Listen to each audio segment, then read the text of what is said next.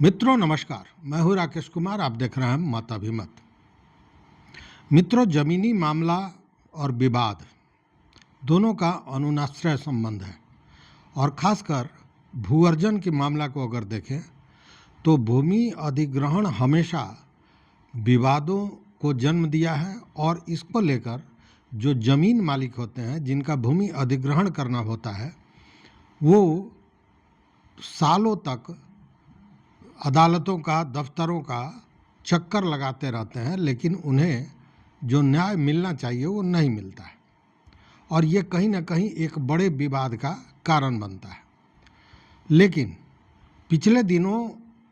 जो supreme court ने एक फैसला दिया है, यह फैसला इतना अहम है कि भू अर्जन को लेकर अब जहां जो ज़मीन मालिक हैं, जिनका ज़मीन लिया जा रहा है, भूमि अधिग्रहण किया जा रहा है, उनको इसका लाभ तो मिलेगा ही मिलेगा, न्याय मिलेगा ही मिलेगा और सरकार और जो एजेंसियां, जो अधियाची संस्थाएं होती हैं जिनको ज़मीन की आवश्यकता होती है, वह भी अपना काम पूरी जिम्मेवारी से करेंगे और समय का पूरा ध्यान देंगे। आखिर वो कौन सा मामला है, कौन सा ऐसा फैसला है जो भूमि अधिग्रहण के लिए ऐतिहासिक कदम भी कह सकते हैं और मील का पत्थर कह सकते हैं, जिससे केवल नए जो मामले हैं, जो अधिग्रहण के मामले हैं, उन्हीं को एक दिशा निर्देश नहीं मिलेगा, साथ में जो पुराने लाखों की संख्या में, हजारों की संख्या में लंबित मामले हैं, उनमें भी जो ज़मीन मालिक हैं उनको न्याय मिलेगा। आखिर क्या कहा, यह पूरी जानने की ज़रूरत है। और अभी तो आप देख रहे होंगे बिहार की अगर हम बात करें तो बिहार में इतनी योजनाएं, सड़क से लेकर बिजली और तमाम तरह की योजनाएं, पुल पुलिया आ रही हैं कि इसको लेकर भूमि अधिग्रहण करना है और जितना ही भूमि अधिग्रहण हो रहा है उतना ही विवादों का पुलिंदा भी मोटा होता जा रहा है। लेकिन यह जो निर्णय है इसने निश्चित रूप से एक दिशा निर्देश दे दिया है और एक रास्ता निकाल दिया है पुराने लंबित वादों को भी समाप्त करने का, उसके फैसले का, उसके न्याय का। क्या है मामला, ये समझिए। देखिए, 2019 में एक फैसला सुप्रीम कोर्ट का आया था और उसी के आधार को लेकर जो NHAI है, राष्ट्रीय राजमार्ग प्राधिकरण, वह सुप्रीम कोर्ट पहुंची थी और उसने ये कहा था कि जो फैसला 2019 में सुप्रीम कोर्ट ने दिया था वह फैसला केवल नए होने वाले अधिग्रहण मामले पर ही लागू होना चाहिए। पिछले जो मामले हैं, जो जिसका अधिग्रहण हो चुका है, जिसका भुगतान हो चुका है या मुआवजा दिया जा चुका है, वैसे मामलों पर इसका असर नहीं पड़ना चाहिए। इसलिए कि अगर उस पर इस निर्णय का असर पड़ेगा तो संस्थाओं का जो वित्तीय बोझ है वह भी बढ़ जाएगा और उसके साथ ही यह पुराने मामलों को खोलने की ज़रूरत पड़ जाएगी। इसलिए इस पर दिशा निर्देश मांगा गया था सुप्रीम कोर्ट से प्राधिकार द्वारा। लेकिन इसको लेकर सुप्रीम कोर्ट ने जो न्याय दिया, जो फैसला दिया, वह अद्भुत था, ऐतिहासिक था और भूमि जो लोग देते हैं, जो भूमि के मालिक हैं, उनके लिए एक बड़ा तोहफा भी आप कह सकते हैं। यह मैं क्यों कह रहा हूँ ये समझिए। देखिए, होता क्या है कि और आप भुक्तभोगी होंगे, आपके अगल बगल आपके रिश्तेदार बहुत लोग ऐसे होंगे जो भुक्तभोगी होंगे। इसको होता क्या था कि आपकी ज़मीन का अधिग्रहण कर लिया जाता था, मुआवजा को लेकर विलम्ब होता था और अक्सर मामला कहाँ फंसता है कि जो किसान मुआवजा मांगता है वो उसे नहीं मिलता है, मतलब मुआवजे को लेकर असंतोष फैलता रहा है और विवादों का कारण बनता रहा है। अब इस विवाद के चलते मुआवजा जो किसान है उसको वर्षों बाद, 2 बरस, 4 बरस, 10 बरस बाद मिलता था, लेकिन उसका पैसा जो उतने दिन अटका रहता था मुआवजा के रूप में, उस पर कोई ब्याज अमूमन नहीं दिया जाता था और यह एक बड़ी बात थी। मान लीजिए किसी व्यक्ति को 1 करोड़ का मुआवजा का भुगतान होना है। अब उस 1 करोड़ का मुआवजा का भुगतान किसी विवाद के कारण 5 वर्षों तक रुका रहता है या 8 वर्षों तक रुका रहता है,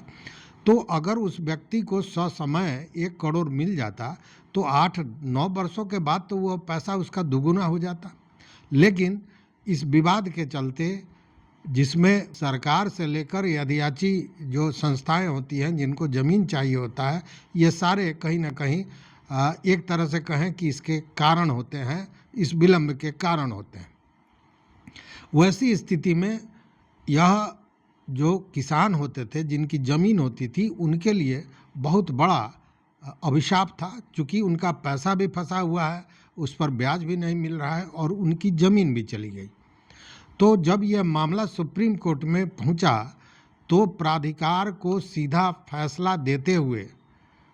जो जस्टिस हैं सूर्यकांत और जस्टिस उज्ज्वल भुइया जे के डिविजनल बेंच ने यह ऐतिहासिक फैसला सुनाया और उन्होंने कहा कि जिस दिन से जमीन का अधिग्रहण करती है कोई भी संस्था, मतलब भूअर्जन करे या आदिवासी संस्था के लिए कर रही है, तो मतलब सरकार जिस दिन से भूमि अधिग्रहण करती है उसी दिन से मुआवजा और मुआवजा के ब्याज की गिनती शुरू हो जानी चाहिए। मतलब उसकी गणना उसी दिन से होगी जिस दिन वह अधिग्रहण कर लेती है। जबकि पूर्व में क्या होता था कि मुआवजा तय कर दिया जाता था, फिर विवाद चलते रहता था और कई वर्षों के बाद भुगतान होता था और उसमें भी किसी भी तरह के ब्याज का भुगतान नहीं किया जाता था। तो इस पर पूरी तरह एक तरह से कहें कि बंदिश लगा दी सुप्रीम कोर्ट ने और कहा कि जिस दिन आप ज़मीन का, भूमि का अधिग्रहण करते हैं उसी दिन से मुआवजा और साथ में ब्याज दोनों की गणना शुरू हो जाएगी, दोनों की गिनती शुरू हो जाएगी। मामला NHI का था। सड़क निर्माण के लिए बड़ी मात्रा में भूमि का अधिग्रहण किया गया था, लेकिन यह जो सुप्रीम कोर्ट का ऑर्डर था 2019 का, जो order union of India versus Tamresh Singh और अन्य के मामले में, जिसका सिविल अपील नंबर था 7064/2019, इसी में यह फैसला दिया गया था। और यही फैसला जो था कहीं ना कहीं जो 4 फरवरी 2025 को सुप्रीम कोर्ट ने यह फैसला दिया है उसका आधार बना।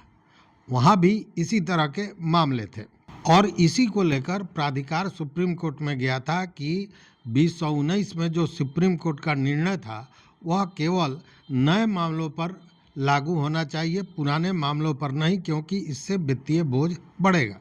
लेकिन कोर्ट ने सीधे इस याचिका को खारिज कर दिया और कहा कि न्याय सभी के लिए समान रूप से होता है, सभी के लिए समान होता है। पुराने और नए को आधार बनाकर कोई व्यवहार में अंतर नहीं किया जा सकता है, सभी के लिए न्याय बराबर है। मतलब पुराने को और आने वाले जो अधिग्रहण हैं सारे में यह नियम लागू होगा। और बाज़ाब्ता कोर्ट ने कहा कि यह जो मुआवजा होता है वह केवल ज़मीन की कीमत नहीं होती है। मुआवजा को अमूमन लोग समझता है कि हमको ज़मीन का इतना कीमत मिला, नहीं। कोर्ट का कहना है कि मुआवजा केवल ज़मीन की कीमत नहीं होती है, मुआवजा मालिक के नुकसान का भरपाई भी होता है। मतलब वही सोलेशियम और ब्याज का मामला है यहाँ, और इसीलिए यह सब पर लागू होना चाहिए, यह सुप्रीम कोर्ट का कहना था जो 4 फरवरी 2025 को फैसला दिया गया है इसमें। अब इससे होगा क्या? इससे सबसे बड़ी बात ये होगी कि जो भूमि मालिक हैं उनको एकदम सही न्याय मिलेगा, सच्चा न्याय मिलेगा और विलंब भी नहीं होगा। उसके पीछे जो कारण है कि अब देखिए कि सरकार या जो अधियाची संस्थाएं हैं, जो ज़मीन जिसके लिए सरकार भूअर्जन करती हैं, वह इस मुआवजा में देरी नहीं करेगी, इसलिए कि जितना दिन देरी करेगी उतने दिन का उसे ब्याज देना होगा और वह एक बड़ी रकम हो जाएगी जिसका असर वित्तीय बहुत बड़ा पड़ सकता है। इसलिए अब उनकी बाध्यताएं होंगी कि कहीं न कहीं वो समय का ध्यान दें और जिस दिन वो मुआवजा तय करेंगे उसी दिन से उनके दिमाग में ब्याज भी होगा और समय भी होगा। मतलब उसी दिन से वो गणना शुरू कर देंगे कि मुआवजा कितना देना है, इसमें ब्याज कितना लग सकता है और कितने समय में इसको पूरा कर लेना है। मतलब कि यह जो बरसों तक ये प्रक्रिया चलती रहती थी और आराम से सरकार चादर ताने सोई रहती थी और जो किसान है जिनका ज़मीन जाता था वो लगातार दौड़ लगाते रहते थे दफ्तरों का, इस पर कहीं ना कहीं रोक लगेगा, क्योंकि हजारों मामले ऐसे न्यायालय में पड़े हुए हैं और इसका असर स्पष्ट इस तरह का आप समझ सकते हैं कि यह जो फैसला है वैसे मामलों के लिए एक दिशा निर्देश भी हो गया है। दूसरी बात अगर दूसरे तरह से कहें कि यह फैसला जितने भी निचली अदालतें हैं या ट्रिब्यूनल्स बनाए गए हैं उनके लिए एक गाइडलाइन का भी काम करेगा। इससे लाभ क्या होगा कि एक ही प्रकृति के कई मामलों में अलग अलग जो फैसले आते थे अब वो फैसला अलग अलग नहीं आएगा और साथ में न्याय करने में भी निचली अदालत या ट्रिब्यूनल्स जो होते हैं उनको एक सुविधा होगी, चूँकि उनके पास एक स्पष्ट गाइडलाइन उपलब्ध हो गया है। अब ये जो फैसला आया है इसके बाद मुझे लगता है कि सरकार को भी यह सोचना होगा और अपने भूअर्जन की जो प्रक्रिया है, जो नीतियां हैं, उसमें उन्हें बदलाव लाना होगा, क्योंकि भविष्य के अधिग्रहण पर इसका सीधा असर पड़ना है। मतलब कि जब मुआवजा आप तय कर रहे हैं ज़मीन अधिग्रहण करने के लिए, उसी समय आपको समय को भी एक तरह से निर्धारित करना पड़ेगा, ब्याज का भी निर्धारण करना पड़ेगा, नहीं तो पता ये चलेगा कि इतना लंबा समय हो गया कि जो मुआवजा था उससे ज़्यादा सरकार को या अधियाचित संस्था को ब्याज देना पड़ा।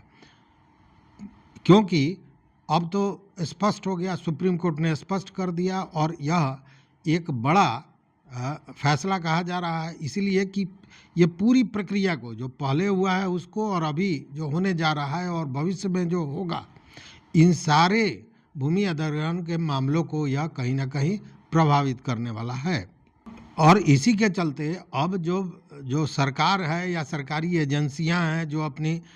योजना बनाते हैं, तो योजना बनाते समय ही वो सतर्क रहेंगे, वो अपनी जिम्मेवारी को समझेंगे कि किस तरह योजना बनानी है कि अगर हम भूमि अधिग्रहण करते हैं तो यथाशीघ्र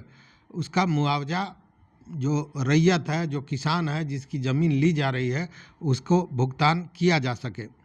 इसीलिए मैंने कहा कि यह जो फैसला है यह मील का पत्थर है और इसका आधार बना था यूनियन ऑफ इंडिया और धर्मेश सिंह का जो वाद था, जो सुप्रीम कोर्ट में जिस पर फैसला 2019 में आया था वही।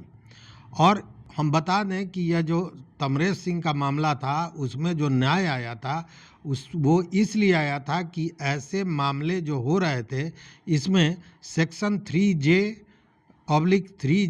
NHI एक्ट और लैंड एक्विजिशन एक्ट 1894 की सोलेसियम और इंटरेस्ट का जो अधिकार था उससे वंचित किया जा रहा था और इसी के लेकर यह निर्णय लिया गया था उस समय 2019 में। और उसी समय कहा गया था कि निर्णय को रिस्ट्रोस्पेक्टिव प्रभाव से लागू किया जाए, यानी सभी मामलों में सोलेसियम और इंटरेस्ट लागू किया जाए, और वही आधार बना इस नए फैसले का। तो मित्रों, जो लोग बरसों से घूम रहे हैं उनको मुआवजा नहीं मिला है, तो उनको अब इंटरेस्ट भी मिलेगा जो सुप्रीम कोर्ट का दिशा निर्देश है उसके तहत, और आगे जो ये विवाद होते थे यह भी कम होगा। निश्चित रूप से सरकार और एजेंसियां भी सतर्क रहेंगी, क्योंकि उसका जो वित्तीय बोझ है वो बहुत बड़ा होगा। तो कोई भी नहीं चाहेगा कि एक प्रोजेक्ट जिसके लिए एक राशि तय है वो राशि दुगुनी हो जाए, इसलिए कि भूअर्जन को लेकर वहाँ पे ब्याज देना पड़ेगा। तो इसीलिए यह एक ऐतिहासिक फैसला है और किसानों के हक में है। किसानों को निश्चित रूप से